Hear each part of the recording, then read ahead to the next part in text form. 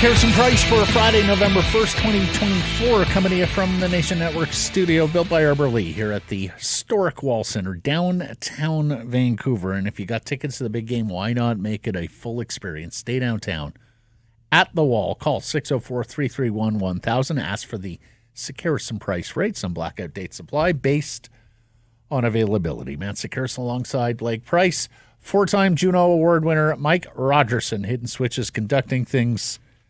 We have a big show coming up for you heading into this weekend where the Canucks will head into San Jose and then through California, where the BC Lions will head into Regina to face the Riders in a CFL West Division semifinal, and where the Caps will stay right here, baby, for Sunday and Game 2 against LAFC in their MLS playoff series. How was your Halloween? Pretty uneventful. It was quiet. The rain dampened things a little bit, and I felt like it was over at 7 o'clock. It was we had a lot of little ones early. Yeah, it's almost always early, over early. No. We usually get them right through to 8 o'clock. I feel, but the late teenagers were not really there this time around. Do teenagers not trick or treat as much as they used to? I don't think they do. I don't think they do. I think they're all grown up. My 14-year-old had no appetite for it. No, that's the youngest one? Yeah. Mm-hmm. So, were you on door duty? No. I believe that's others. So basically you did nothing. I did nothing. I made dinner. Oh, that is Steak, something. You made steak? Salmon. Oh, wow. Good for you. Yeah, it was good. Last year we moved to an apartment that's in a residential neighborhood near a school. We have children around us. So last year was like the first time in nearly 20 years that I had trick-or-treaters at my door. Mm-hmm. And Carmen absolutely loved it. She dressed up last night to tend to the door. I was on door duty when she was on the phone. Okay. And we had about 8 groups of kids. People were probably more frightened when 10. you came to the door, I'm going to guess. Yeah, well, I mean, I was trying to watch that Thursday night football game, but it was a tough watch. That was scary, too. Yeah, it was. So anyways. Sorry about my best bets there on that Thursday night game. Yeah. I told you, I thought it was a bit of a sucker line. I'm sitting there going, what do they know that we don't know? CJ, not so good. Anyways, hope everybody enjoyed their Halloween. And yes, the firecrackers and fireworks, despite the rain, were still a thing in my hood. Not your favorite? Nope. By the way, my Joe Mixon prop did make. I did get that one. Good. Let's get to our Surrey Mitsubishi poll question today. We're asking you, would you overpay to add a top 4 defenseman right now? Right freaking now. Yes or no, you can vote at the Paterson Price X and YouTube channels. Right freaking now. What are you saying? What are you voting? Patrick Waugh, right? Right freaking now? That's what the right freaking now quote is. That's Patrick Waugh, isn't it? I was just adding freaking to it. No, but I didn't realize I was quoting anybody. Mario Tremblay? Patrick Waugh? I don't know. Anyway, I think I'm pretty close to being ready, if not ready.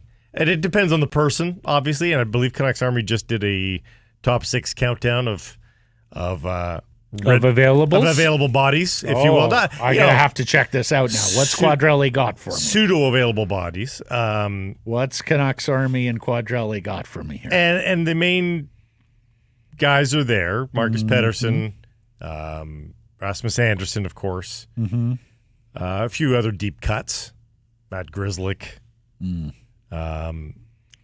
others. The thing is I'm not sure I want to be collecting third pair guys here. I think you need to go a little higher up the food chain than that. Yeah, and there's a couple of deep cuts there that I'm staying away from the deep cuts, and I even think I'm staying away from Marcus Paterson, who I don't think is a certified top 4 defenseman. He's playing very well this year, but I don't, in my heart of hearts, think that he is certified top 4. Yeah. I think it's Rasmus Anderson, and that's about it, or Provorov, and that's about it. And I think Anderson is just the bell of the ball here, and you get an extra year on him. So if you're, if the question for me, I hear it as, are you willing to overpay for for Rasmus Andersson? And my answer is yes. Mm-hmm. And that means the first round pick, and that means the prospects. Rasmus Andersson, as we talked about, is earlier in the season, is a sun, moon, and stars. Yeah, probably type is. Of trade. Probably is. You are probably giving up 3 plum assets to have to get him, given the term he's got, given how many boxes he checks, and Calgary is going to play that one out because unless he gets hurt, his trade value is immense. Mm-hmm. And it's immense now. It's immense at the trade deadline. It's immense in the summer. I'm with you on Paterson, Grzelcyk, some of these other guys who, are third pairs that you're hoping to be second pairs. Or they're number 4 guys that are beside a solid number 3. But the Canucks don't have the solid number 3, so that doesn't work. Mm-hmm. Of the Canucks Army list, Provorov to me is interesting, and I understand that Provorov has not always been in best favor with his organization. Ran afoul of the Philadelphia Flyers, but he's playing for a contract. He's 27. 4.7 is digestible. I mean, you're going to have to move some things around there. He's got an offensive element to his game, and he's 6'1", 220. So that's the size that Tocchet and Foot covet in their defensemen. Yep. So to me, and Russian, they added Zadorov last year as well, right? I know Mikheyev's not here anymore. I know Kuzmenko's not here anymore. But are you willing to overpay right now for Ivan Provorov? I voted no on the poll. I'm not willing to overpay for anyone right now at this minute. Okay. Now, if things go south from here, like if you're dropping games in San Jose and Anaheim because you're poor defensively, then get back to me. Needless to say, if you were to have an injury to Hughes or Hronek at that point, I think you'd be forced to overpay. But I voted no in the here and now, just because they've managed their losses. As ugly as the game was on Wednesday, I mean, the record's okay. It's not great, but it's manageable. You got through October without feeling like you're chasing it. And, I think the schedule sets up that you should do okay here in the early part of the month as well. So the longer you can kick this can down the road, I think the cheaper the prices get, because we saw Blake. Timothy Liljegren is a second pair guy at best who, when the playoffs came around and the game stepped up, wasn't able to maintain those sorts of minutes. Oli Mata is a unspectacular, unremarkable, again, probably a third pair guy. Some may want him to masquerade as a second pair. And look at the prices that they went for. Each fetched a third-round pick. Liljegren got a sixth-round pick and a defenseman going back the other way, albeit a depth guy. So those are pretty high prices to pay. Third-round picks for guys who are really, the fringes of your roster, amongst the last of your 18 skaters. And in Liljegren's case, probably not the profile that the Canucks are looking for, albeit a right shooter, which would be nice. Before I lose track of this, we should just mention, as we look ahead to the month of November, 13 games in the month of November, pretty busy month. They play, and there's no repeat game, so it's 13 different opponents. Mm-hmm. Of those opponents, 13 opponents, 4 of them have winning records, but 2 of those winning records are 5-4 on the season. There's only 2 certified winners, if you will, in LA and New York. The rest are outright losers or middling teams at best. And in the case of Calgary's 5-4, but they've lost 4 straight. They're outright losers. This is not Murderer's Row here. No. In November. Going to get to that in a moment. If you struggle through this month, boy, that does not look good on you. Yeah. That does not look good on you. Agreed. And the same, if you run roughshod, don't start patting yourself on the back too hard. Mm-hmm. But take advantage. Daily poll question brought to you by Surrey Mitsubishi, where it's your last chance to take advantage of specials on 2024 models. You were there yesterday. How did that work out for you? It was great fun. Great staff there, super helpful, and a happening place. Like, honestly, there was a lot of people, and a lot of them looking at the Outlander plug-in hybrid editions because just spectacular vehicles, and so happy to be back behind the wheel of an amazing Mitsubishi. Yes. And right now, when you trade in any vehicle on a new 2024, Surrey Mitsubishi will give you $3,000 above market value for your trade. Take advantage. Rates as low as 1.9%. The extended warranty on 2024 PHEVs at no charge, plus a $1,000 credit towards winter tires only while the inventory lasts here at Surrey Mitsubishi. Surrey Mitsubishi, 13820 104th Avenue in Surrey, or online at surreymitsubishi.ca. Let's get to our top story, brought to you by Yellow Dog Neighborhood Brewing, Foolish Winery. No changes to the lines and pairings at practice? A 6-0 loss. You get absolutely shelled at home. You shook up the defense pairs within the game, and yet nothing? I got to say, I was very surprised. I was expecting Tocchet et al. To go back into the lab today and fire out different lines, different defense pairings. Nada. It's a little bit shocking for me as well. After all the bluster after the last couple of games, or 2 of the last 3 games anyway. Guys who aren't applying the information that we gave them. No 60-minute effort yet. All the specific details he's outlined that aren't being executed right now? Matt, it's almost more damning in that he kind of went into the lab and went, there's nothing else I can do, or I don't have any other theories on what will work here given the guys that I've got. And again, that's with improved depth on the forward lines. Like, on defense, I could get him going into the lab outside of the Roenick-Hughes split, which is, for this organization, seemingly radical. But I could see them coming out of the defensive lab and going, there's nothing else we can do. These are the options.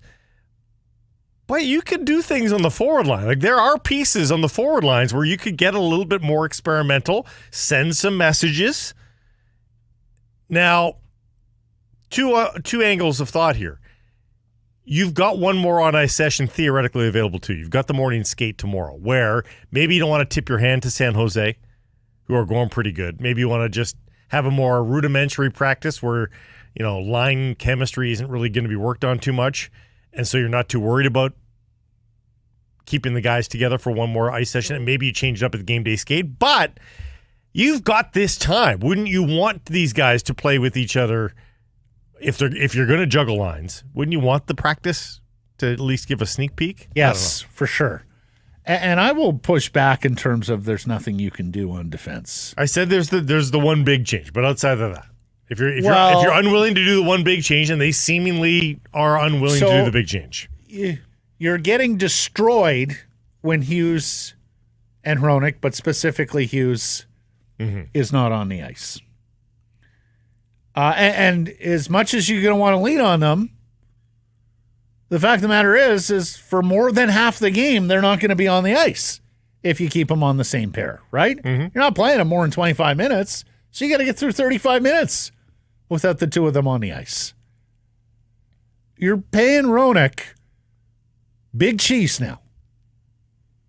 I realize they work great together. I realize Hughes wants to play with Roenick.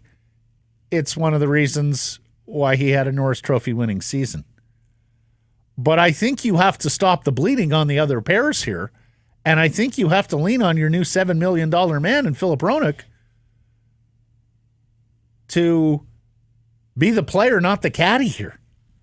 I mean, run his own pair, anchor his own pair, and give you more competency when Quinn Hughes isn't on the ice. It was only a couple shifts, but the 2 shifts that Susie and Roenick played together were effective shifts. And boy, does Susie need some help right now. Mm-hmm. And I don't think that answer is Tyler Myers. And to the question, and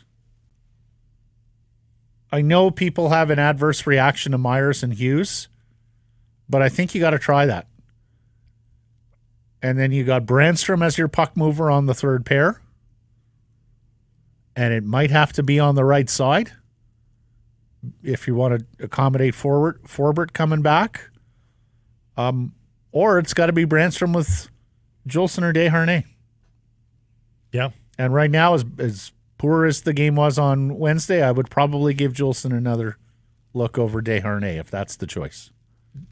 And we've already seen this in the chat today, and feel free to chat and even super chat if you feel so obliged today on YouTube. Brian already should have never signed Desharnais. Is it too early to declare that one a bit of a disastrous signing? It's only $2 million. Yeah, it's too early. They said up front. To be fair, they said it was a project. They used that kind of vernacular around him. They knew that, but they probably hoped for more games played than they've given to him to date. Well, but I also don't think they saw Brandstrom coming in and looking as good as he did. Potentially. So, or being available I for think that. Yes, yeah. I think that has changed the equation there. It's only $2 million, and it's only 2 years, and it's still very early. So I'm not there yet, Blake. Particularly because it may well be that he can help them in the playoffs when space gets tighter and 6'7" and 226 goes a longer way. For sure, and it does in October freewheeling hockey. Yeah, we talk about it every year. Some of the most entertaining games on the NHL schedule are in the month of October. And the reason being is coaches have not had dozens of practices and video sessions to drill in defensive systems and fix all of the miscues that are happening out there. And Matt, I would argue it is a harder month to play when you're a big defensive defenseman who doesn't have great puck skills, and he doesn't have great puck skills, than it is a little later in the season when you have your forwards helping you out a little bit more routinely and acutely and with detail, as I think you'll see with this team when it gets back to its identity of team defense. You just brought up another interesting point, though, that puts some pressure on the Canucks here. This has not been a busy month. The Canucks have had a lot of practice time. That is fair. And now that shifts some pressure onto Rick Tocchet. Like, if you are the defensive guru, you've had a lot of practice time. You had a lighter preseason. A lot of teams still played 8 preseason games. Canucks did not. Canucks played 6. You had all that teaching time. Yeah. You had a lot of teaching time during the month of October with all these days off and practice days. Like, they should be getting it pretty soon. Well, so after this week, your practice days get a little. It's a tighter month, as we said. 13 games, a lot of games in a month. Yeah, you're in San Jose tomorrow. You're going to practice either Sunday or Monday or both. Not often do you get a practice day on the road, but they're going to get one. Oh, for sure. In fact, I think you'll probably get a practice day between the Ducks and Kings too, because you're on a bus. Yeah, got nowhere to go. Offline. Yeah. You can come home next Friday. That'll be a team day off. Then you got the Oilers. Then you got another practice day either next Sunday or next Monday. Yeah. You got some practice days between the Rangers and Senators game later in the month. You even maybe have a practice day on the road coming out of Ottawa before you get into Boston. You got a practice day before you go on the road. No, you know what? I take that back a little bit. You should have enough practice days here. I would not be worried about that. Yeah. You're going to have more practice days available to you, despite the busyness of the schedule. I hear you there. So, yeah, still have some patience here. We're 9 games in. Still have some patience. What are our friends at Yellow Dog up to? Well, they want to remind you of the Chase My Tail Pale Ale Tall Can 4-packs on special for the month of November. Go check them out in your favorite government or private liquor stores. So we're expecting some news any moment now from Dakota Joshua, who is set to meet the assembled media for the first time this season. You'll remember he put out a statement, and a detailed statement, outlining his battle with testicular cancer.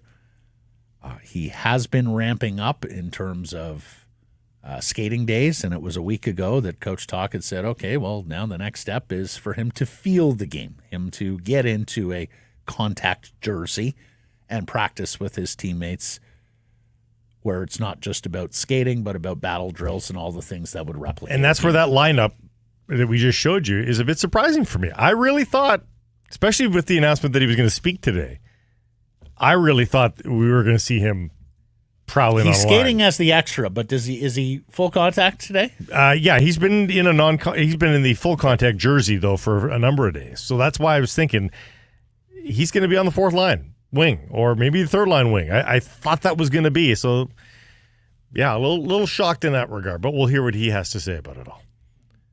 And it's still possible he's in the morning skate lineup. We'll see. Yeah. And if not, I think you're looking at the Anaheim game Tuesday. It's Tuesday? Yeah. Tuesday. One more practice day that we talked about. They're going to practice, you'd think, down in California. And also, don't be surprised to see him eased in the lineup in a fourth-line role where he plays 10 to 12 minutes in his first game. But I think it'll be an inspirational bump. Oh, for sure. To get him back. And I think he'll kill penalties. He may not be amongst the first two forwards over, but I think he'll absolutely kill penalties, go right back into that role that he held down so adeptly last year. He's an important player for them. Let's not make no bones about it. He's a penalty killer. He's a big body. He started to play more physical as last year went on, and he's got really good hands in tight spaces. And when I think of Elias Paterson's struggles, and when I think of the way that Connor Garland plays, and, even if you want to get the band back together with Bluger as the center, I think Dakota Joshua can be a very helpful player to a number of forwards in this Canucks lineup when he's back playing like the guy we saw last year. Now, we're going to get to costumes here in a second, but you mentioned the November schedule. Daily Hive... looking at it going, famous last words, easy schedule or a great chance to take advantage of an easy November schedule. Ooh, Rob Williams, the headline. I hear what you're saying, Blake. The road games here, so it's 13 games, it's 6 at home, 7 on the road. It's 2 sets of back-to-back. Chicago and Nashville at home on a Saturday, Sunday. And then right at the end of the month, midweek, you're Boston, Pittsburgh back-to-back on the road. Mm-hmm. The road games, though, San Jose, Anaheim, L.A., Ottawa, Boston, Pittsburgh, Buffalo. Not exactly a murderer's row. And frankly, I'm not sure L.A. is as good as what L.A. has put down on paper here record-wise. Albeit, I think Boston might be better than what they've put down on paper record-wise. The Edmonton game a week from Saturday will all but certainly be without Connor McDavid. His timeline was 2 weeks plus, so that falls very much in the window. You're going to catch a break there, not saying 97. I hear what the Daily Hive is saying, but I also juxtapose it against haven't had a 60-minute game once, caught between two identities as you try to be a rush team and yet have not succeeded at that at the expense of team defense. Probably a one goaltender team this month unless Artie can get it back in whatever start he may get next. And I think it may not be until that back-to-back against Chicago and Nashville, or unless Thatcher Demko comes back on the White Horse. But both those things can be true at the same time. You can look at the schedule and say, that's an objectively easy schedule. So you best get your shit together because you don't want to be kicking yourself. Like if you're one game above 500 for the month, you're going to look back and go, that we should have been better than that. Or God help them if they have a losing record this month. They should have been a lot better than that. Like This is a month to gain some traction. And if you fail in that, like the schedule eventually changes and you eventually face the good teams. We saw this even last year with a team that was a 109-point team that, you get hit in the mouth sometimes by the schedule. So make up some ground when you can, and this would be a month to do it. Home games after that Edmonton game: Calgary, Islanders, Hawks, Predators, Rangers. And look, the Islanders are not very good, but I think they're better than what their record shows. Nashville lost was the first 5 games of the season. I think they're better than a 3-6-1 team. Calgary probably not as good as their start. They've lost 4 in a row now, coming back down to earth. Rangers, I think we all know, are a pretty good hockey club. Mm-hmm. And in fact, the Canucks have struggled with the Rangers. So, manageable. But I'm not sure I'm looking at this schedule with the way they're playing and ticking off wins left, right, and center. And to that point, let me get on an early E's and O's. And I called the Sharks tomorrow a sitter. They've won 3 in a row. Doesn't matter. And Macklin Celebrini, the first overall pick, probably going to return tomorrow. He's been skating at practice with his teammates. Will Smith, who got his first 2 NHL goals. He's another top prospect for them. Skated with him a line in practice. Said, oh, yeah, he's ready to go. He's healthy. Matt, no, there's no such thing as guaranteed win night. Everybody gets bitten. Sure. Columbus but San Jose was as close to guaranteed win night as anybody last year. Right. I mean, that was a wretched team. So they've been bumped up 1 notch from that. Mm-hmm. And even Macklin Celebrini making his return and playing the second NHL game of his career. After a 2-point first period in his NHL debut. Nevertheless, that should not be the, oh my God, the Canucks have something to worry about factor. Like, if the Canucks are at all a semblance of their 109-point selves, this should not be an issue. But that's it. They're not. Well, they should be. They're not. They should be. I hear you. I'm not building San Jose into a Giants here, Blake. I'm just telling you, this game looked a lot more winnable at this time last week, prior to the Sharks finding their game. Costumes. You want to crown them? No, I don't want to. I don't want to crown them. Here's the other thing. I think if Celebrini does play tomorrow, he is going to be very motivated. Not just because it's the second NHL game and he's coming back from injury, but also because he knows how many BCIs will be on this game, and he just missed the showdown with Connor Bedard. Again, not crowning them. And by the way, did you see that story earlier, that note earlier in the week from Elliot Friedman? Connor Bedard is already frustrated with losing. Yeah, I don't think that's... I mean, Connor, it's been 1 season and a month.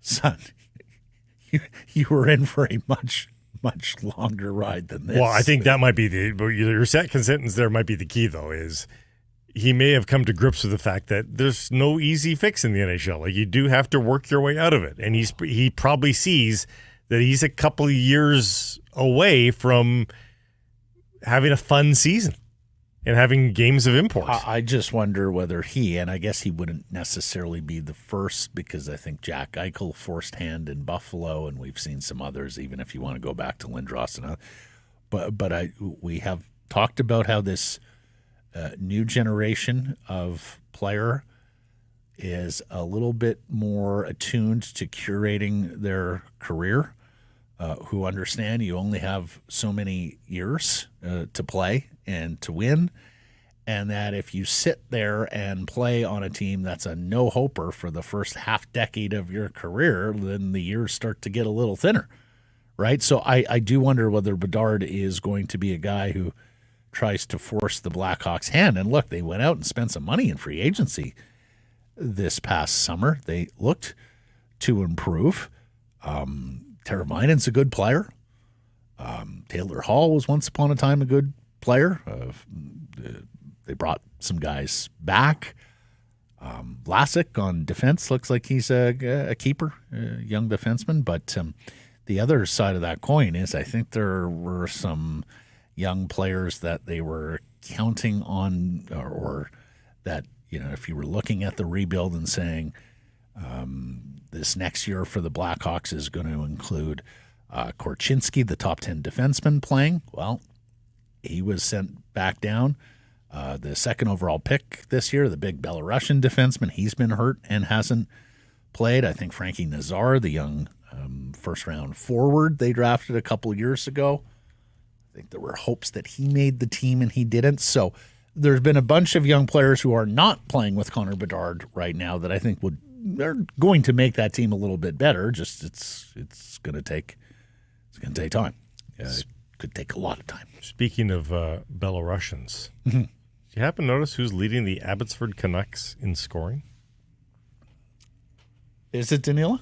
Danila freaking Klamovich is the scoring leader for the Abbotsford Canucks. I saw and remember, just 21 years of age. And he's not setting the world on fire. It's 5 points in 8 games, and he's played more games than Lekramaki has, than Aturatu has. So there's a little bit of an asterisk there that those guys' points per game are better, or at least Lekramaki's is.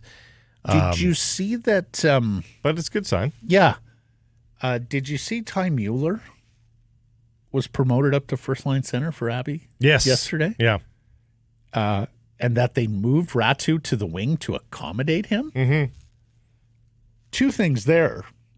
Number one, that would be terrific. We know the need for young centermen in this organization. And if you're telling me fourth-round pick Ty Mueller of Nebraska Omaha, who had a good season last year, could be a candidate for him. Now, he's only got the 2 points in 8 games. Yeah, it's a bit speculative from Andy Malhotra, but... Right. The other thing is playing Ratu on the wing telling us something about him at the NHL level? That maybe you want him to be a hybrid and effectively be your right-handed centerman, even though he's not a right-handed centerman, but he takes the draws reverse-handed to help you out in that regard. But also, Ratu, play up and down, play the wing. A lot of prospect evaluators thought he may have to move to the wing because of his skating. Defensively competent player. Who knows what Malhotra's thinking? He might be thinking just chemistry and get balance. My best players. Yeah. Yep. But good sign. And Lekramaki, again, 3 points in 4 games, 2 goals in his 4 games so far. So Lekramaki looking pretty good. So there's some good stories down on the farm right now. NHL players, they love Halloween, huh? They do. I think all sports stars. Is that you play a child's game for a living and there's like the never grow up factor? Is that something that underpins all this? I don't know what the underpinning is, but they all seem to like it, and they all seem to do it really well. Like, it's almost like there's somebody on each sports team that is paid to make sure everybody has good costumes. Yeah. You don't see a lot of bad costumes. No, on sports Although teams. Maybe those are the ones that don't make it to social media. Well, there's some poor taste ones. I know Vincent Trocheck is getting some flack for him and his wife going as the Menendez brothers. Interesting. So JT Miller, you got to give him and his better half, Natalie, credit. They usually knock it out of the park. She was Austin Powers. He was Fembot, complete with the heels. We saw the video of him walking down the street. And you're just sitting there going, please don't turn an ankle. I'm all for the drag costume, but the heels, major risks involved there. And then, of course, they're teammates, so it's easy to get together on group costumes, thematic costumes. We saw Elias Paterson as Shaggy, Quinn Hughes as Scooby-Doo, a couple of the better halves there as Velma and whatever her name is, and Brock Wynn is the other guy, not Shaggy, the leading man there for Scooby-Doo. I forget his name. Don't tell me. It's like a very... Is it Ken? Fred. What? Fred. His name is Fred. Fred, yeah. It's been a while. Right, Mikey. It's been a while since I've seen Scooby-Doo. Scoobs. Okay. Casey Kasem.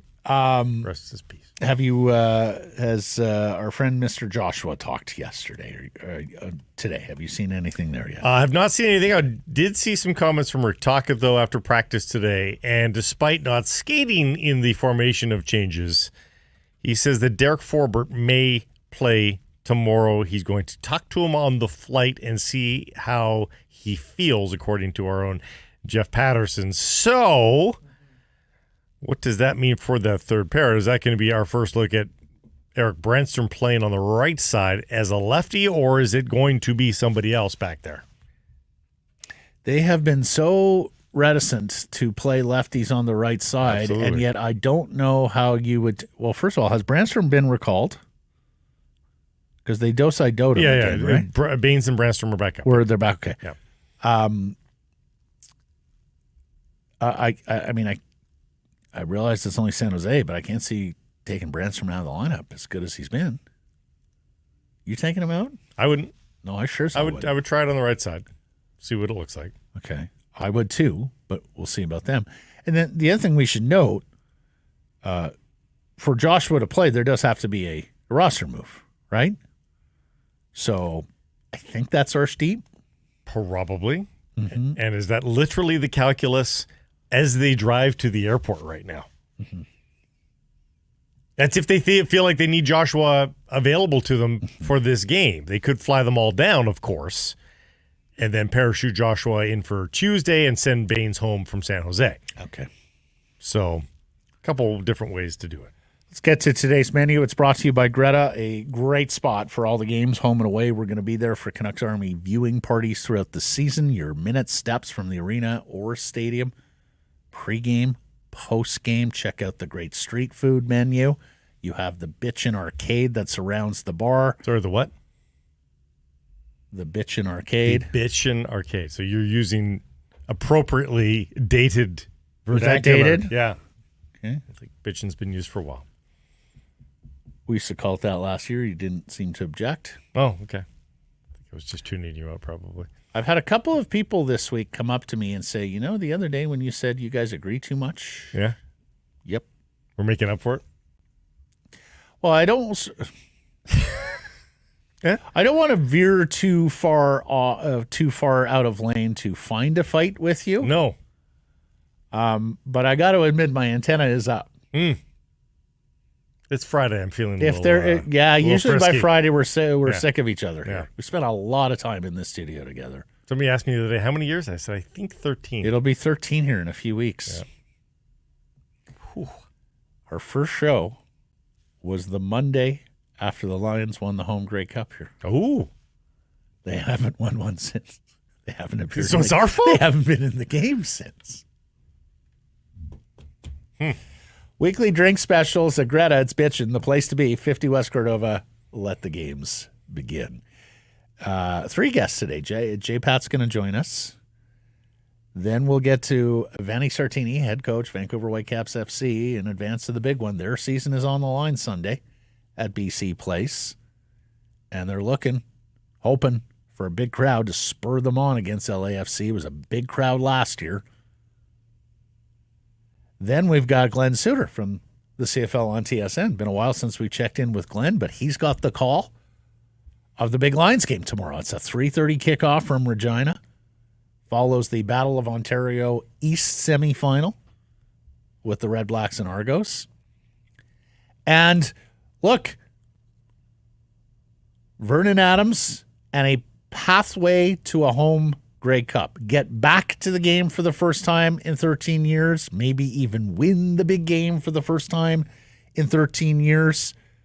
At the very least, get to Winnipeg for a third successive year in the West final. Mm-hmm. Boy, if they lose this one tomorrow, I'm not going to have very pleasant things to say about the BC Lions on Monday. And of course, until I guess it started with Jonathan Jennings and that comeback victory against the Bombers in the West Semi a number of years ago, and then it is extended to the last couple of years where they have won the West Semi at home. But you'll remember prior to that, the Lions' playoff history was getting absolutely destroyed wherever they went. Got destroyed in Hamilton, got destroyed in Calgary. I mean, it was not a glorious history from 2011 onwards, playoff-wise. So we'll see if they can do better. In the Caps case, they're pretty big underdogs. Don't like the way the season ended, needless to say. You gave away some position and got a bad draw because of it. But we all know what the Caps are up against vis-a-vis a MLS that is a much deeper league. Lions in the CFL, it should come a little easier than they've made it look over the last decade and a half. So those will be our guests today. Let's get to our Bet365 bets of the day. This segment proudly brought to you by Bet365, Sekeres & Price partner. Where are you going? The Columbus Blue Jackets have got a few bulletin board wins this season. They beat the Avalanche early. 6 goals on the board to beat the Avs. They put 6 more on the board, beat the Sabres. They put 6 more on the board, beat the Maple Leafs. Put 6 more on the board to beat the Oilers. And now they see the Winnipeg Jets coming to town. I think they think, hey, if we can beat McDavid and the Oilers, we can beat Austin Matthews and the Maple Leafs, Nathan McKinnon and the Avs. This fabulous Winnipeg record? Yeah. Don't even care. Don't even care. So the Blue Jackets authoring quite a story this year. 225 on the money line. 225 on a hockey game. Wow. That's a lot. Yeah. I am deterred from NHL underdogs after going 0-2 yesterday. Okay. I mean, overtime losses, close losses, but nevertheless. The CBJ at home, by the way. At home at 225. Yeah.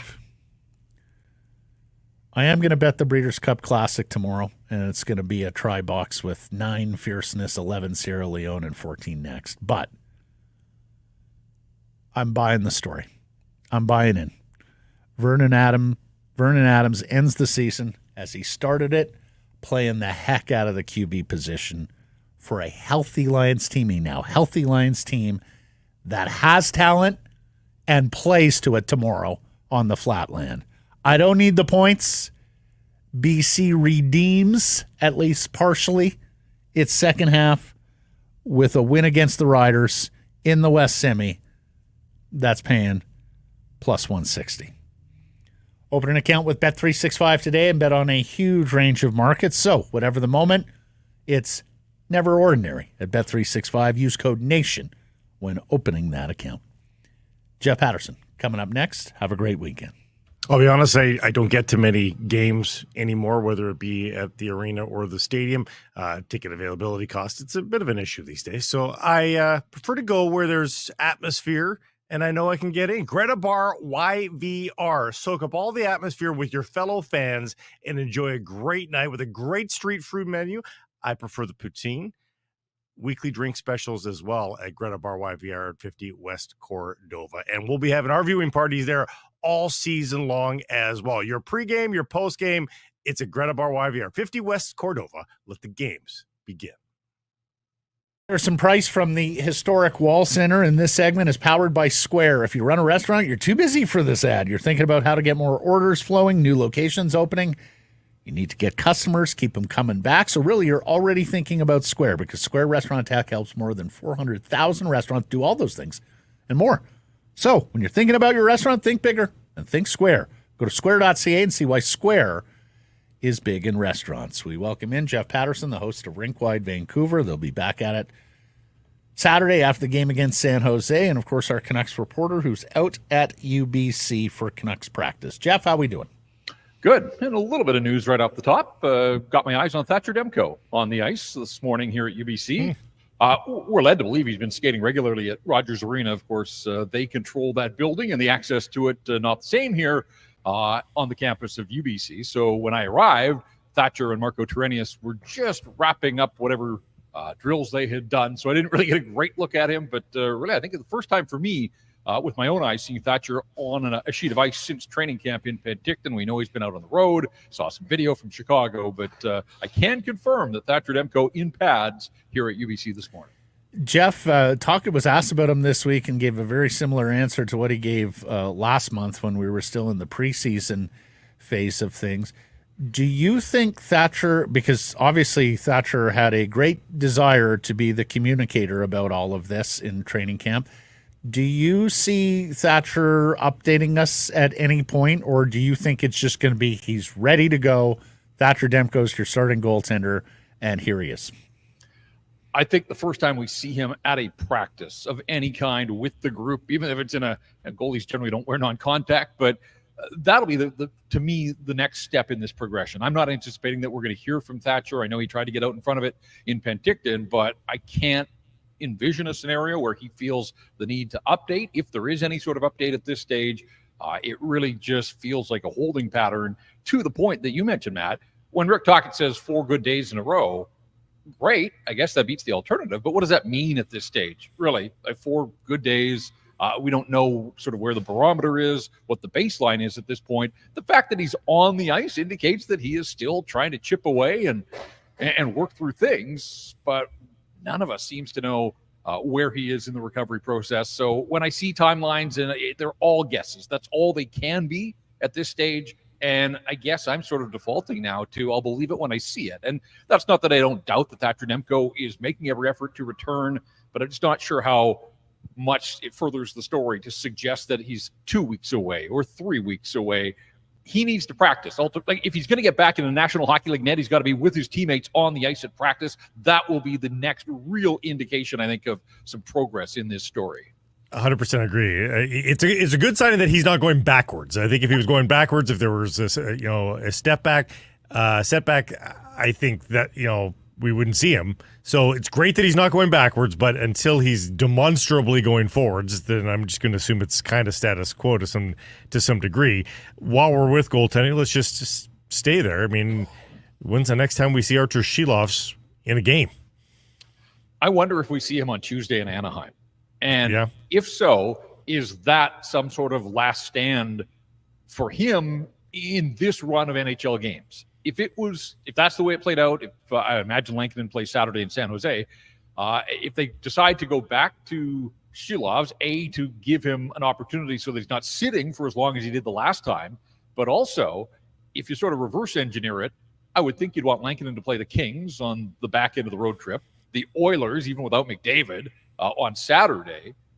I could see a way where they split these first 2 games against the weaker California teams, and then that would allow Lankinen to really get on some sort of run of 5 or 6 in a row. If it doesn't go well for Shilovs, does he have to go back to Abbotsford? Is it as simple as that? And I wondered if that was something they kicked around after the other night against New Jersey. He didn't look good, didn't get much help in front of him, but guys, 2 home ice appearances this year, and he's been shelled for 6 in both of them. He's got a save percentage at the NHL level that starts with a 7 right now. That's not getting it done. So they have the option of sending him back to Abbotsford uncontested with no waiver eligibility issues. I wonder if there's another tough start or even an average start for Artur Shilovs. If you know you're going to run Lankinen for a bunch of games, who cares? You could get a clown from Halloween to sit on the end of the bench to be the backup. And clowns aren't needed because Halloween's gone. So there might be a bunch of them around. Who knows? Pick your costume. The point is that if it's Jiri Patera and you know that he's not going to play, he can serve as the backup. He's done that in the National Hockey League. So I do think that they're going to have some decisions to make, but it's Lankinen on Saturday for sure. And where they go from there, I guess we'll have to see. All I know is when I used to go to the door, I was looking for a firm handshake and some life advice as opposed to a treat. Did you see his tweet last night? I did not. Did we misjudge that one? We understocked the supply. We were done. Our candy supply was out and over before 8 o'clock. And so, really? Yeah. So I joked that at that point, all I could do was offer a firm handshake and some life advice to the young kids that continued to turn the light off, and they still continued. And they still came. Yeah. We were the opposite. It was not very busy for us. The rain dampened spirits. We did it perfectly. Yeah. We had 4 candies left when the last group came. They each got one, and that was that. There you go. Let's ask you the poll question as the Canucks sputter a little bit here. Which, by the way, is running like dead heat 50-50. We're on a roll here with our poll questions. To a degree, it's measuring panic here, Jeff. But would you overpay right now for a top 4 defenseman if you're the Vancouver Canucks? One might say they did that with Nikita Zadorov, but they kind of got what you're supposed to get out of those kinds of trades. And depending on who the target is, you might get more than 1 year out of that player, a la Rasmus Andersson, who I think I'm ready to overpay for, Jeff. But how about you? Yeah, a couple of ways to come at that one. One is, if you see what's going on with Zadorov in Boston, he was the low ice time guy on defense. They got absolutely pumped by Carolina last night. And, we've seen this before in the National Hockey League, but his timing was perfect. He had a great playoff run that set him up to go into unrestricted free agency, and he cashed in. But he's looking more like a depth defenseman right now in the early going in Boston, and maybe he'll find his form, and maybe they'll find their form. But, boy, the Bruins are scuffling along. Enough about them. On Rasmus Andersson, interesting player, obviously. A lot of chatter around him. He's not a pending UFA. He's still got a year left on his contract. So it's not like Calgary has to move him. And ultimately, we'll sort of see how things play out. Flames have kind of come back down to earth now, haven't they, after a nice start to their season. So we'll see what kind of mood Craig Conroy is in. How many trades can the Canucks pull off with Calgary Flames? I guess it's quite, honestly, you talk about rivalries. Sure, it helps you in the short term, but just stockpiling the Calgary Flames. There's Zadorov, Kuzmenko, and now we're talking about what would certainly be a sizable parcel of assets to get Rasmus Andersson. He's a really good defenseman, a 50-point guy, can bring offense, but defends well as well. He's an interesting character, and I can understand why there is some interest. And it wouldn't just be the Canucks. It would be around the National Hockey League. So what's the asking price? And when you say overpay, I think you're already paying a chunk to get a player like that. So what sort of assets do the Canucks have to part with? We're talking about a first rounder, Aramaki, we've got Willander. It's those same names. Are they willing to really cut off the long-term sort of growth of this organization for the here and now? But at the same time, guys, you can't move forward with what we saw on Wednesday night at Rogers Arena defensively. When Quinn and Filip Hronek aren't on the ice, and even if they play 30 minutes, and that's a stretch, there's still 30 minutes of hockey to be played, and we know that they're getting absolutely torched in those minutes. Expected so much more from Carson Soucy. He and Tyler Myers, it's been a disastrous start. And then you've got this grab bag of sort of the other four trying to figure out what is your optimal six on defense. So, there's a lot of work to be done. We know it was the month of November that Alvin started cooking last year with the late November trade for Zadorov. So maybe we're just entering into that window right now where this management group is sort of rubbing its hands together, trying to figure out, what kind of deal can they ultimately pull off here. The good news about Carson Soucy struggling here is, guys, here's the silver lining for you. Now you're agnostic on right-handed or left-handed shot defensemen that you need to acquire. Which doesn't matter. Which feeds into my next question because, outside of Andersson, and again, people saying Andersson not available right now, at least not immediately. But overpaying would change that, I think. If you call up a team and even say, no, we're going to hold off right now. If you sweeten the pot enough, I think Calgary wants to keep hope alive here. I think they know they can make a great deal for Rasmus Andersson at any point during this season or even in the offseason if they want to hold on to him. But when we're talking about top four defensemen available at the moment, I think we're talking about Ivan Provorov in Columbus and Cam Fowler in Anaheim. Do either, and they're both lefties, although Provorov has played on the right side. Do either of those names fancy? Do you fancy either of those names, Jeff? I think I would look more at Provorov than Fowler. I don't have the ages in front of me, but Fowler's got to be considerably older than Provorov. 32. And with term Fowler, Provorov is expiring and cheaper. Yeah. I think I'd be likely to take a pass on Cam Fowler at this stage, but I think Provorov, I'd have to explore it a little bit further, but certainly you get the feeling that Columbus, at some point that organization's got to get a little traction, but they've tried so many things and it just hasn't happened. So maybe they'd be willing to explore options in that regard.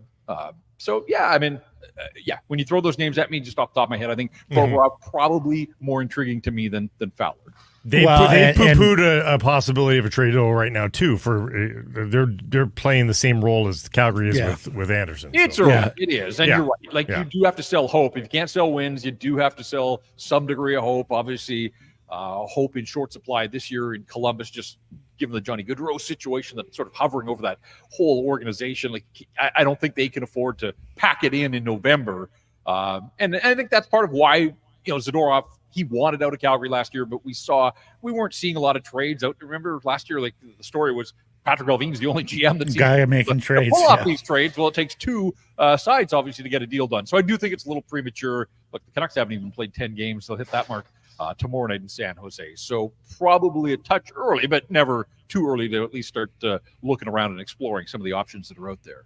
Yeah. The thing is, the moment Calgary trades Rasmus Andersson, they tell their fan base, folks, we're kind of done. Hunker in. It's going to be a long time until the new building and our new competitiveness. The thing about Provorov and Fowler that we should probably point out, Provorov with 3 assists in 9 games, no goals. Fowler with 2 in 10 games. They off the slow starts. So maybe that affects the price a little bit. At this stage, though, if you're the Canucks, you're not too worried about the offense that those guys have bring. No, you're not. Solidify that defense core.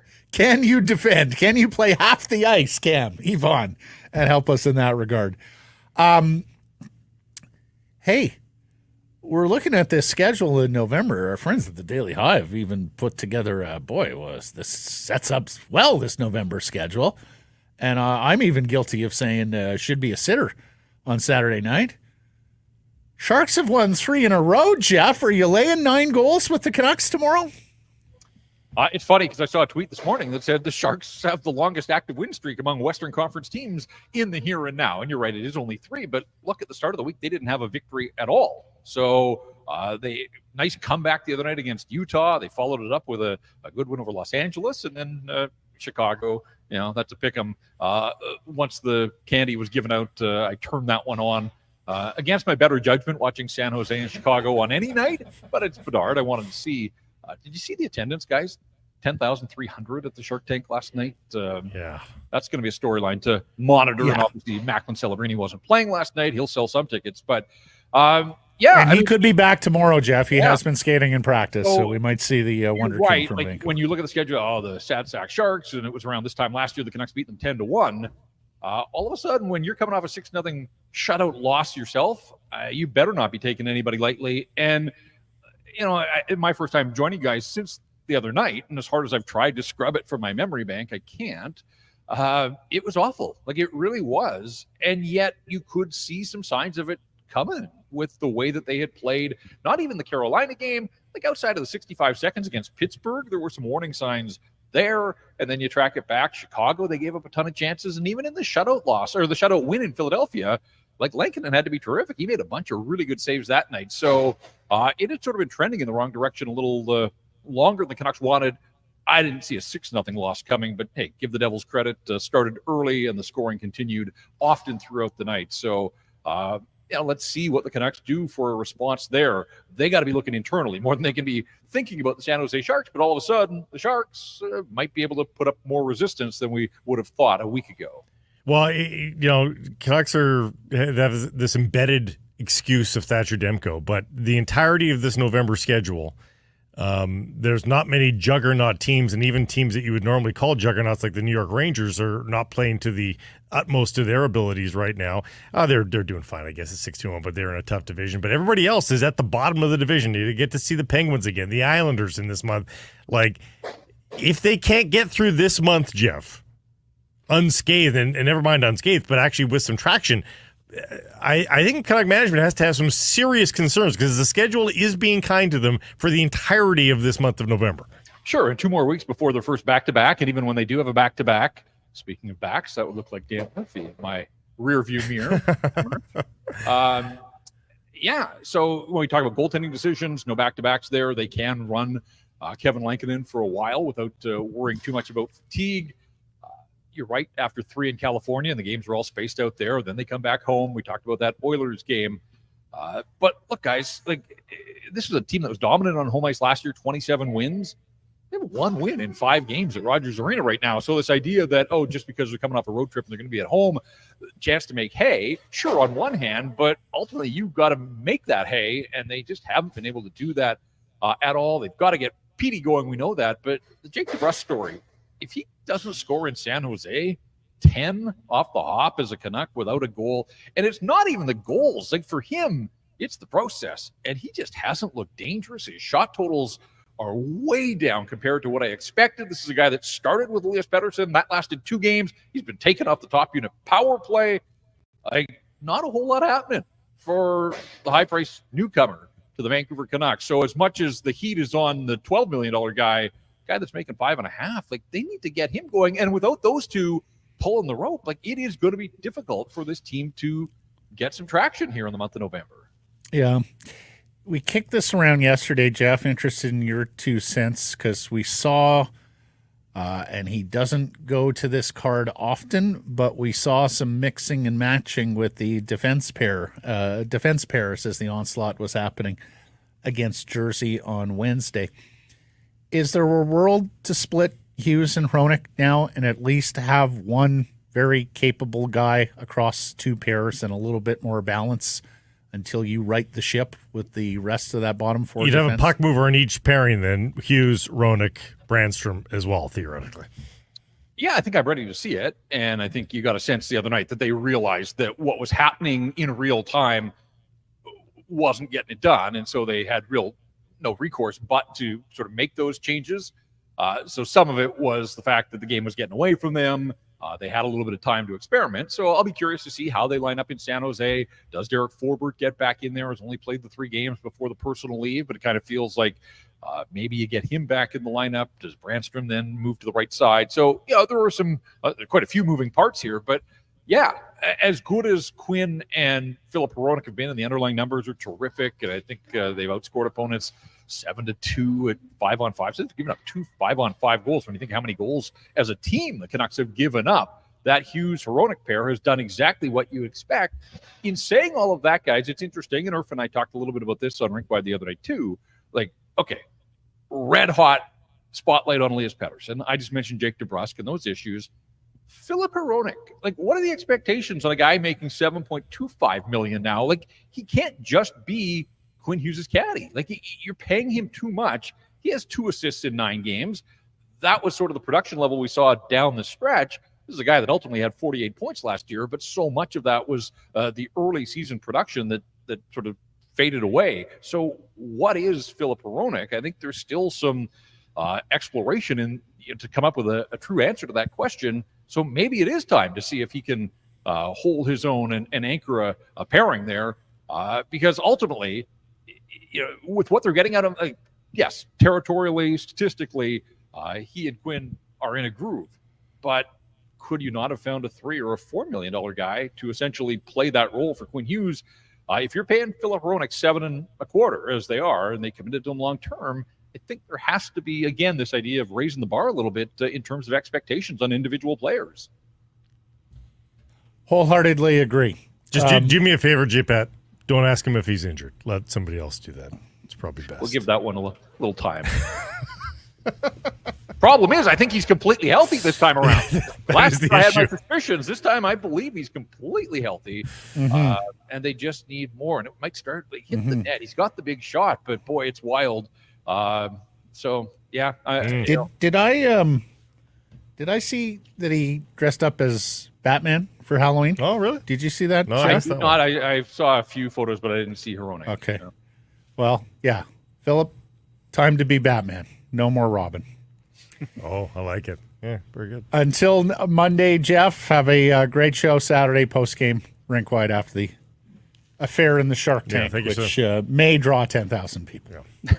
Yeah, we'll see about the attendance number. I know that there'll be 2 in studio. Patrick Johnson sitting in for Irf, so it'll be me and PJ on Saturday night. You guys have a great weekend as well. We'll catch up on Monday. It's happy hour on Sekeres and Price. Today's beer of the day from Yellow Dog, the High Five Hazy IPA. There's some price from the historic Wall Center. Well, the Vancouver Whitecaps and LAFC again. Getting a little sick and tired of seeing black and gold myself. And I'm sure the Whitecaps are too. Best thing they can do to change that? Win. Yeah. Game 2 of the best of 3 series with LAFC this Sunday, 5:45. What a great time. Everybody can make that. You can get the kids in bed well before bedtime. Sunday at 5:45, Game 2. They win. They force Game 3 back down in Los Angeles.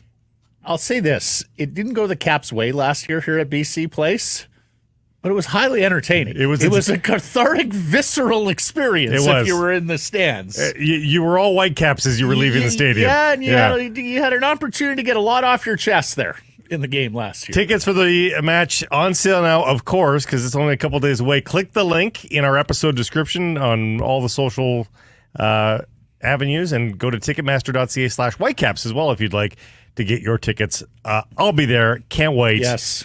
You'll be there. Yes. So will this guy. Vanni Sartini, the resplendent sartorial head coach of Vancouver Whitecaps FC. You're going to have to explain this one to me, Vanni, because yesterday you were in, was that a hazmat suit? Hazmat suit. For Halloween. Was there a significance, a connotation to the hazmat suit? Because today you look beautiful. You're ready for the runways of Milan, Vanni. Yeah, but I thought I was looking beautiful yesterday too.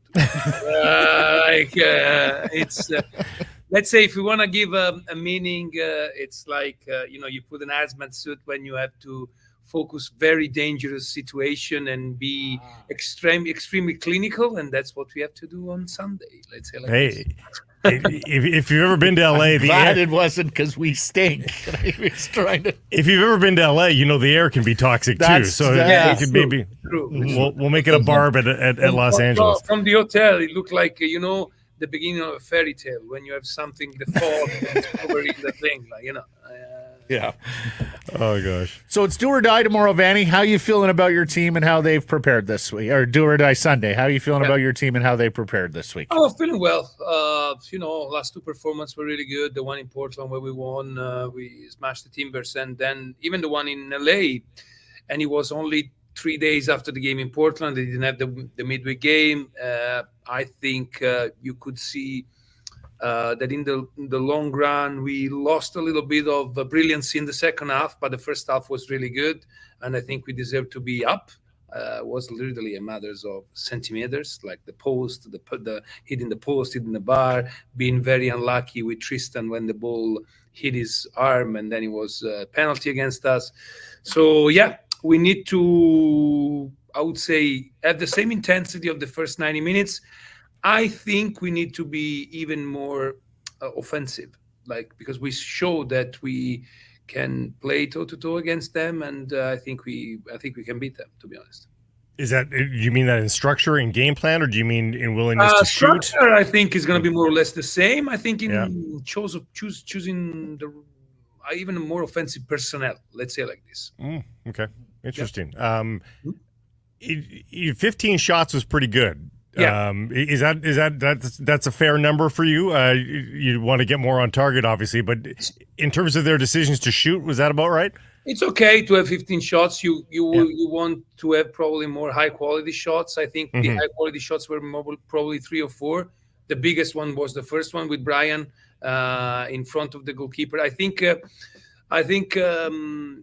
what missed a little bit than we always have, it was the connection between Ryan and Brian last game. I think they played well, but they play a little bit isolated, and that also brought them to tire them in the second half instead of helping each other and being very close to each other. So I think that's what we need to focus also in the game on Sunday to enhance their collaboration. Is that a challenge for you? That was your battery, Brian and Ryan, and then you bring Stewart into the fold. And is it troublesome for a coach to find out, you're not going to say no to a fabulous offensive player like that, but just working him in so that you don't wreck what you have, Brian and Ryan, but you also elevate everything with Stewart? Yeah, what we need, I think it's the difficulty. It's not having Stewart. It's just, of course, a very good addition to the team. It's make Stewart doing the thing that the rest of the team was doing before. Stewart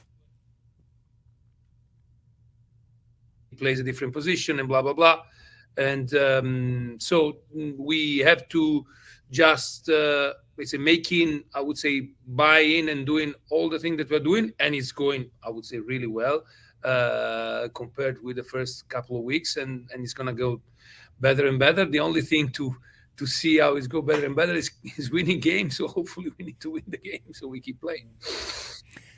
Vanni, do you, when you've talked to the team this week and when you will talk to them over the next 48 hours, Do you message underdog? Nobody believes in us. Is that part of the coaching handbook for this week, or is it? Do you feel you're their equal and you can, beat them on merit, beat them on form? We are the underdog, but at the same time, the message is more about confidence. The message is more about you saw guys last week how close it was, and if we are a little better, if we are on top of our game, we can beat them. Then we have the advantage of playing home this week, the fans, the turf, that for us is an advantage, to be honest.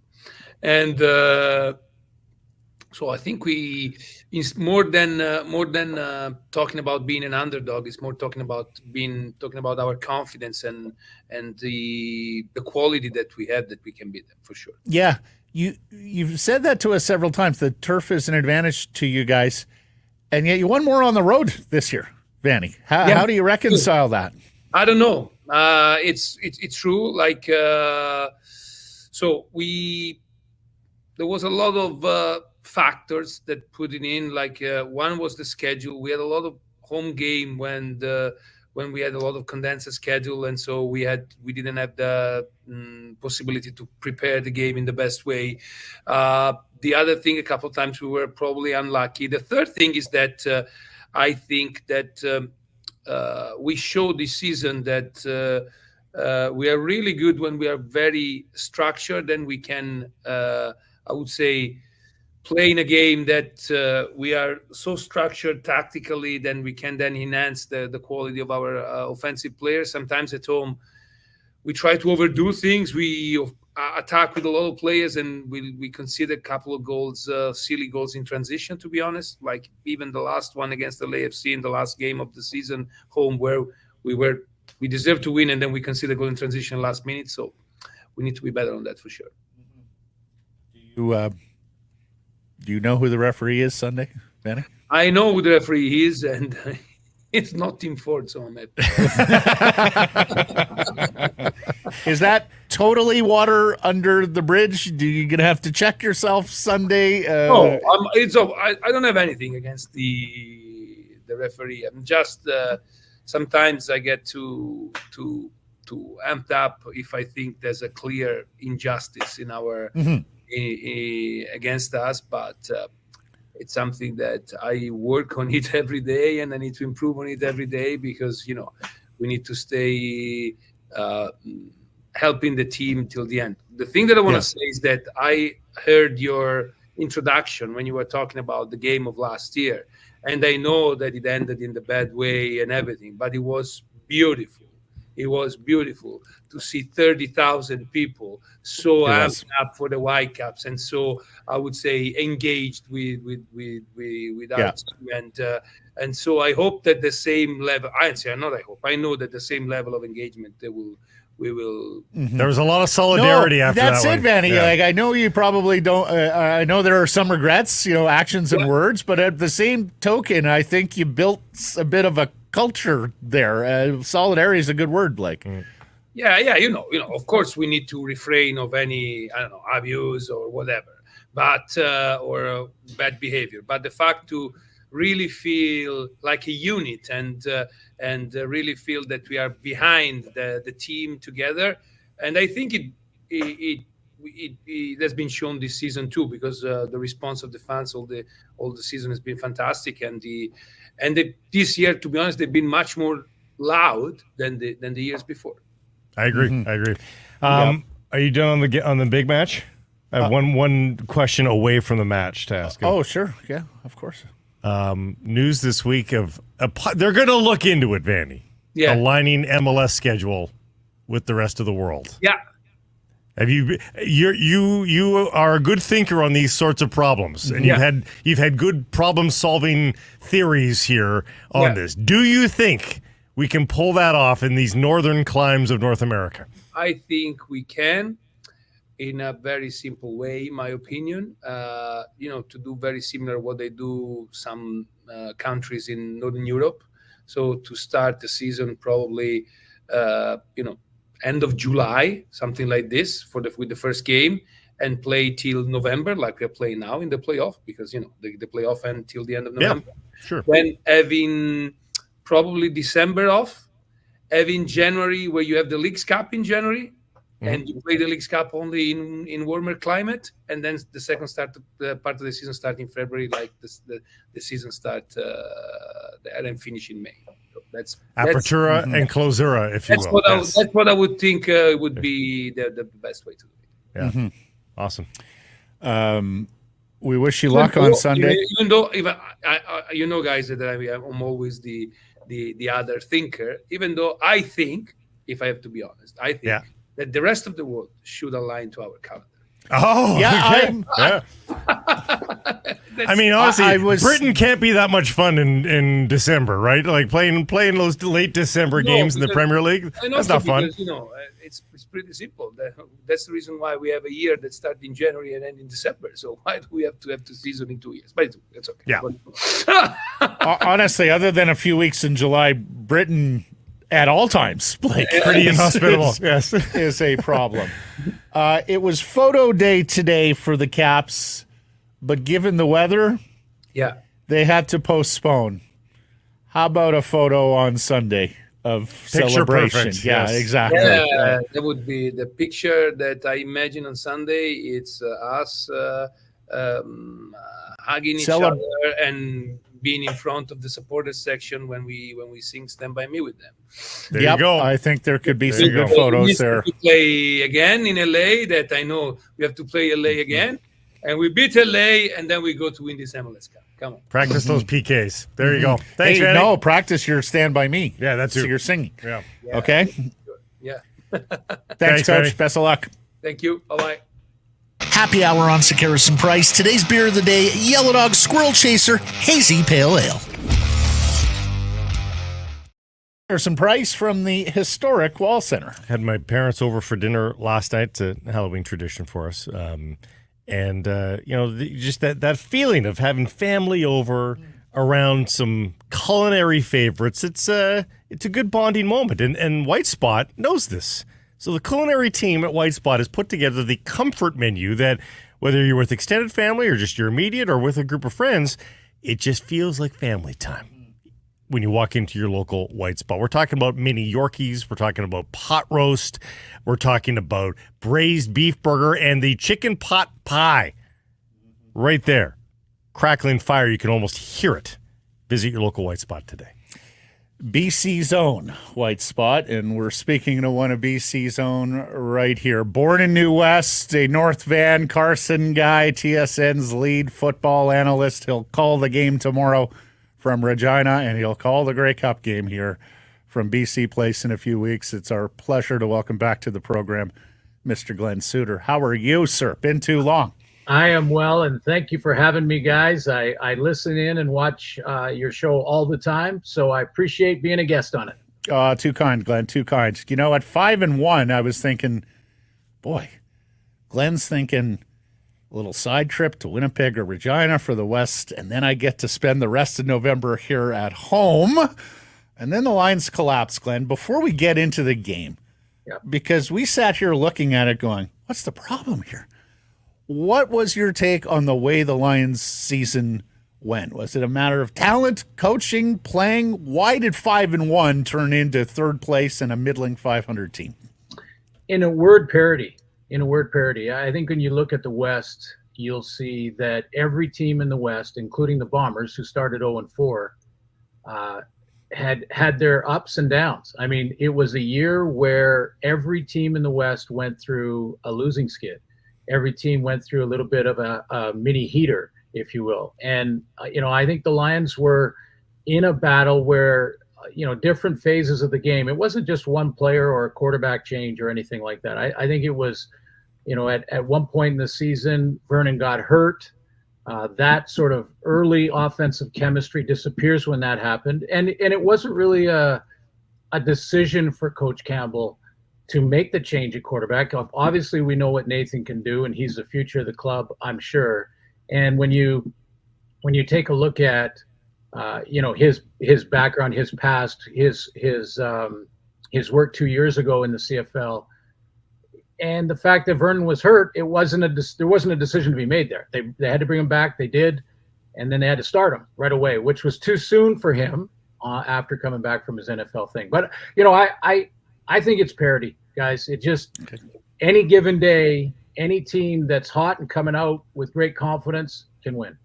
Yeah, I agree with you wholeheartedly. When Vernon got healthy, how did you feel about the way they handled the quarterback and going right up to tomorrow's game that now they're in Vernon we trust? Yeah, I think it was sort of a series of circumstance that led to this. So first of all, he starts 2 games because Vernon's still hurt. So no decision to be made there. Coach Campbell was going with Nathan Rourke. He then goes to Victoria and plays very well, and then goes to Montreal, who at the time were the best team in the league. Still, you can make an argument that they are. And he goes to Montreal and beats them in Montreal. So now Coach Campbell's saying we've got to ride the hot hand, and they go another game. Now that's where it started to decline. Now it was partly due to defensive tackling that was a problem. They were having trouble stopping the run and getting the 2 and outs they needed. And so, there was a lot going on then, but let's just say, okay, Nathan's play dropped. His performance wasn't there. And that's when the decision to go back to VA maybe was delayed a game, maybe 2 games, where they could have said, he was off to such a great start. He's now healthy. Let's go back to him and see. If anything, it was a game or 2 longer than I think a lot of people thought.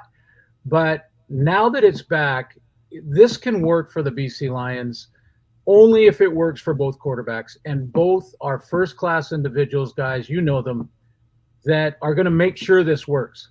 They're going to make sure it works. There's no animosity in that locker room or in the quarterback room between these 2 guys. They just want to win. All that being said, it's not a hot hand. It's a warm hand for Vernon Adams. Yeah. Like, how do we describe the leash that he's on right now? Does average cut it at halftime, or do you move on to Nathan Rourke if it's merely average? If you're down by 3 at the half, but it's 10-7, like work us through. Like, how good does he have to be at halftime for him to trot out there in the third quarter? Yeah, Blake, it's a great question, and only Coach Campbell really knows his gut feeling on that. But it's probably gut, right? Like, it's probably not a statistical threshold or anything, right? Exactly. It would be a gut feeling, and it would be an evaluation. I mean, is it Vernon missing guys? Like, if they're down by a 10 points at the half, and he is just missing throws with lots of time in the pocket, then the decision would be interesting, and whether or not they have the option of Nathan ready to go, and having him watch that last game of the regular season from the sideline to understand maybe a different perspective. So I think he could pull the trigger there. But if it's not about the quarterback position at half and they're down by 10 and the defense can't get a stop and they're giving up chunk plays, then I think he'll probably ride Vernon for at least the third quarter.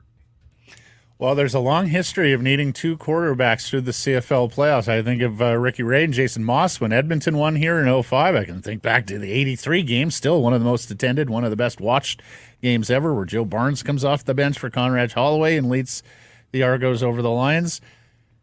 And I can think of the 94 Lions too, Glen, where Ken Austin and Danny Mack were needed. Guys, I remember an 89 year that Kent Austin and Tom Burgess. There was that too, huh? Man. Glen, you bring up a good point. Can you tell us about the hold again, sir, for Ridgeway? It's been too long since we discussed your majestic hold for Ridgeway in the 89 Grey Cup. There I was. There were 15 players rushing, and I was holding the ball with my right hand. And I'm holding with my right hand and holding the ball with my left hand. And, that story has got really good. Yeah. No, it's getting bigger and bigger every year. Why stop at 15? Exactly, I would go 21. 21 guys running They missed 5 extra guys on the field. But 30-year anniversary of the Lions in 94. They lost 3 or 4 going in. There were 2 really good teams in front of them, and yet they went on the road, won a couple of games, come back, and won the Grey Cup here at BC Place. Is there a pathway there? Like, do you actually think the Lions could get to and win this home Grey Cup? Yes, I do. Absolutely do. I think back to when Vernon Adams was hot. and even the last game of the regular season. Now, I know that's different circumstance for the opponent, but at the time, he got back into that groove. And, what Vernon has been really good at in his career, when he gets hot and on a roll, it's those chunk plays, the 20 to 30-yard throws, the little bender from Justin McInnes, the leading receiver in the league. If he gets Keon Hatcher going and the deep ball against the blitz to Alexander Hollins, and he starts getting up there in the 350 zone going into the fourth quarter, then absolutely they can beat Saskatchewan. The problem is it's strength against strength, because the Riders are the number one team taking the ball. And when you're throwing those 15 to 30-yard throws, the chances of turning it over increase because they're lower percentage throws. So that's strength against strength. But the Lions can get on a roll. They'll need a couple of stops from their defense, maybe even a turnover. But, yeah, absolutely. Again, great parity in the West, any team on any given day. The coach may not admit publicly that he's coaching for his job, but deep down he probably knows that. I certainly think that. What does that do to a coaching staff that knows that, their backs are against the wall here a little bit? Does it bring out the best in them? Does it make panic decisions? How do you think he's going to handle it? Yeah, I think he'll be fine. He's been around. Rick's been around long enough that he will call the game the way he feels. Again, it'll be gut feeling more than statistics. It'll be how he feels his defense is playing. I've seen him and actually questioned from the booth a couple of times some third down decisions where he could have taken a field goal and didn't. And I'd ask him about it afterwards, and he'd say, I just felt like our defense, we needed to give them a boost. So if we score a major there, it was a gut feeling. And so I think he'll do that again, Blake. But the pressure of being a pro coach is always there. I mean, you're 2 or 3 game losing streak away from being in question every single year. So I think they're used to it. I think he'll be fine. Ryan Phillips on D. Is the defense better than what it has shown? Like on paper, it looks to be better than what they've actually executed. Can the defense come up with that majestic game here when the time is right? Because it seems like they have the personnel. Yeah, well, absolutely. And you're bang on. I mean, I look at the nameplates on defense and I just scratch my head a little bit. Mm-hmm. And in fact, I've talked to Ryan Phillips about this and said, what's happening here? Your team, the resume of your team on defense is way too good to be playing at a sort of average level. We see what they're capable of. Remember the game against Calgary a couple weeks ago where, the defense basically led them to that win with an interception by Betts that he took back 75 yards and a fumble recovered by TJ Lee. I mean, TJ Lee, Gary Peters, Matthew Betts, Sahoni Tehama, who's had a great year. Yes, absolutely. They have to be great against the run. I mean, Trevor's going to be tough to play against. He just is. There's nothing that he hasn't seen on defense. So there is a challenge here. But if they get AJ Ouellette, or Armstead, depending on who they play, or maybe both, balanced attack would be tough to defend, but they can get good first down production on defense. Absolutely, they can do it. Hey, I want to ask you about something you said earlier. So you think it's Rourke next year for the Lions regardless, or is there any pathway you think to Vernon Adams being the Lions quarterback in 2025? Yeah, it's a great question. And I didn't want to be so absolute, actually. So I'm glad that you brought it up, because I think they will discuss it. It depends on what happens here for sure. But if Vernon Adams takes the team to the Cup and they win it, how do you not have the conversation immediately about what direction you're going in the future? So I'm basing it on the contract that Nathan signed. I'm basing it on what we saw 2 years ago, in virtually half a season or just over half a season.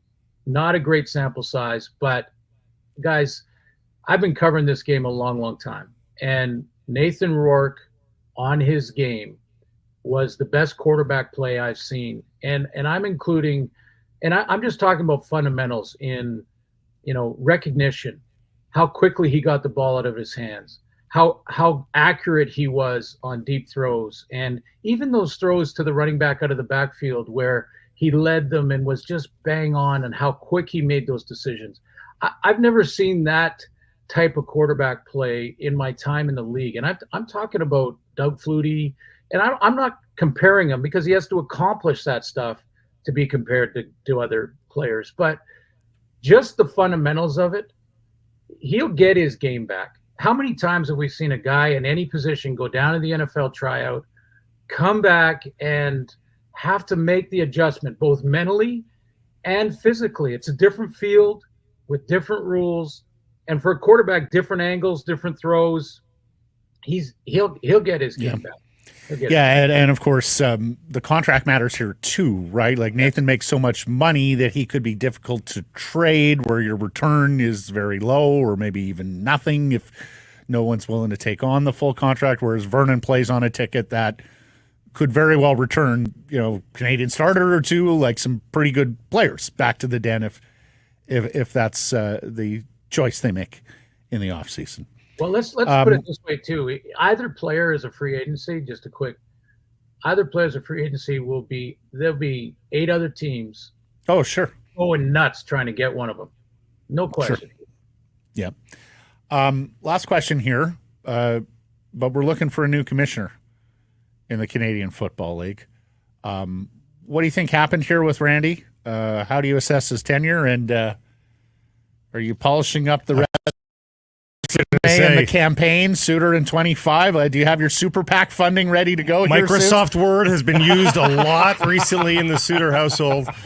You guys, I appreciate you even thinking to throw my name in that conversation. But I think when we do a forensics, you'll see some good things from Randy Ambrosi, and I can list a couple. A guy who brokered a long-term players association agreement. I think that was crucial. There was a decade or more of every 2 years renegotiating the CBA that really stagnated any growth in the league. So when he got the 7-year deal done, it allowed the league to grow. And I believe that was a big reason or a big part of why we have such great ownership now. And that's another thing you got to give Randy credit for. I mean, the owners in the CFL now are stronger than they've ever been in my time directly involved with this game. And that's 40 years now. So those are a couple of good things. But, there was also the other side, and it was, a push to the XFL. Could you imagine if that happened? And,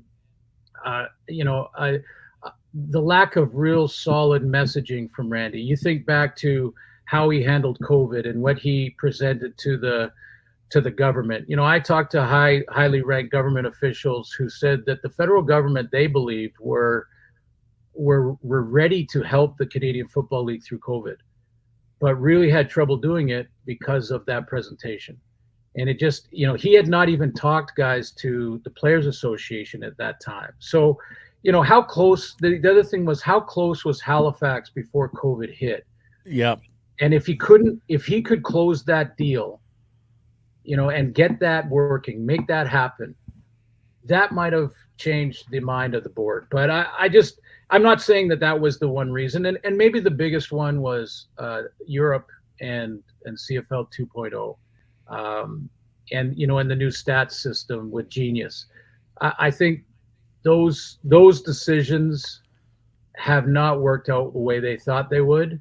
I don't think there's any new revenues in the league office because of Europe, and to mandate that teams go and put a European or a Mexican player on their roster just because, I think went way too far. So there was a lot of things that I disagreed with Randy, both privately and publicly.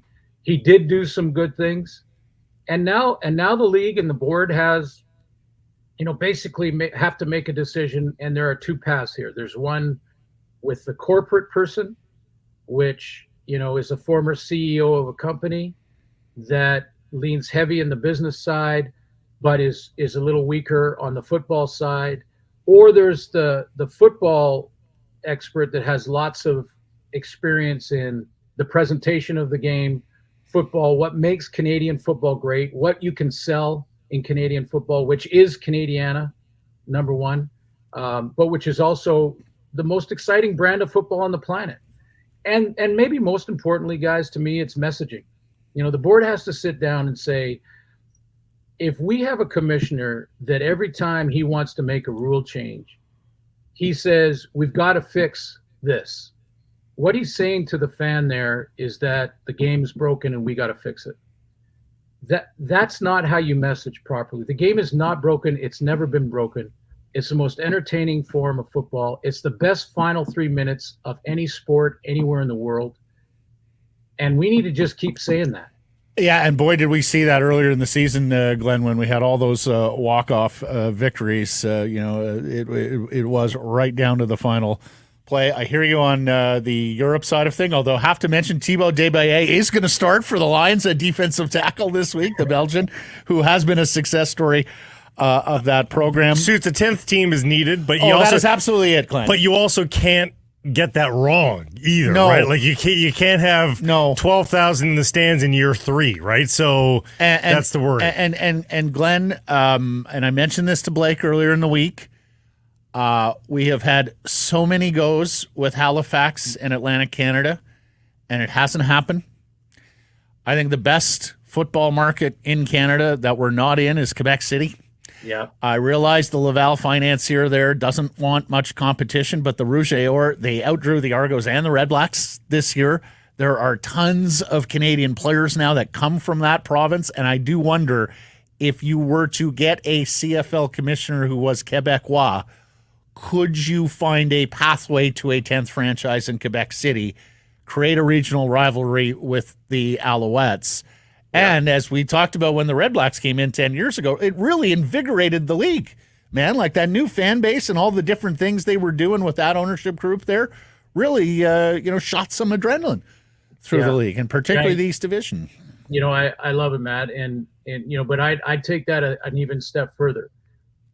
How come we don't have Halifax or the Maritimes and Quebec City competing to be the 10th franchise? Yeah, well, you need people who want to own the teams, and of course, you need longer-term stadium plans, which is the biggest difficulty. But but guys with a lot of money, you put two in a room and you create a competition, and you say, hey, the guy with the best business plan gets the 10th franchise. Mm-hmm. Okay, so I'm going to put Farhan Lalji and Blake Price in a room.